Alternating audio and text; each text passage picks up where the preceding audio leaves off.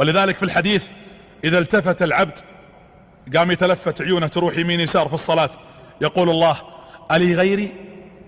ألي غيري تلتفت؟ في أحد سيعطيك أكثر مما أعطاك ربك؟ ليه؟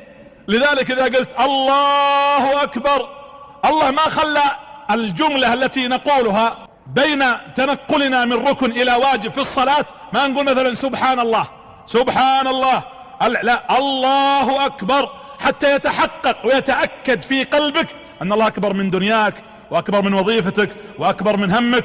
وقس هذا كله في صلاتك، في قراءتك لفاتحة الكتاب، وكذلك في سجودك. تسجد في الركعة مرتين، ليش؟